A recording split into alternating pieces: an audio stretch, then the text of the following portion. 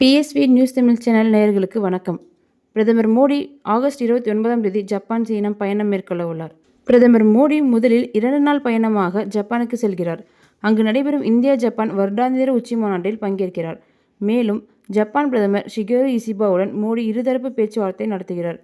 பாதுகாப்பு, வர்த்தகம், பொருளாதாரம், தொழில்நுட்பம் மற்றும் புதுமை ஆகியவை குறித்து இரு தலைவர்களும் ஆலோசிக்கிறார்கள். பிரதமராக மோடி 8வது முறையாக ஜப்பானுக்கு பயணம் மேற்கொள்ள உள்ளார்.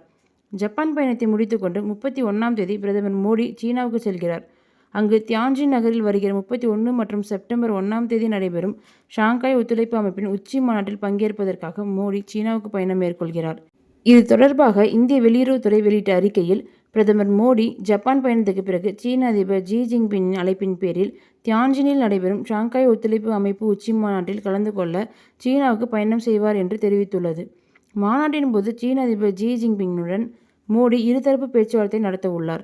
மேலும் மாநாட்டில் பங்கேற்க உள்ள ரஷ்ய அதிபர் புதின் உட்பட பல தலைவர்களுடன் பிரதமர் மோடி இருதரப்பு சந்திப்புகளை நடத்துவார் என்று எதிர்பார்க்கப்படுகிறது. பிரதமர் மோடி கடைசியாக 2018ஆம் ஆண்டு ஜூன் மாதம் ஷாங்காய் ஒத்துழைப்பு அமைப்பு உச்சி மாநாட்டில் கலந்து கொள்ள சீனாவுக்கு பயணம் செய்திருந்தார். 7 ஆண்டுகளுக்கு பிறகு மோடி சீனாவுக்கு செல்ல உள்ளார். கடந்த 2020ஆம் ஆண்டு கல்வான் பள்ளத்தாக்கில் இந்தியா சீனா ராணுவ வீரர்களிடையே மோதல் ஏற்பட்டதை அடுத்து இரு நாடுகள் உறவில் விரிசல் ஏற்பட்டது.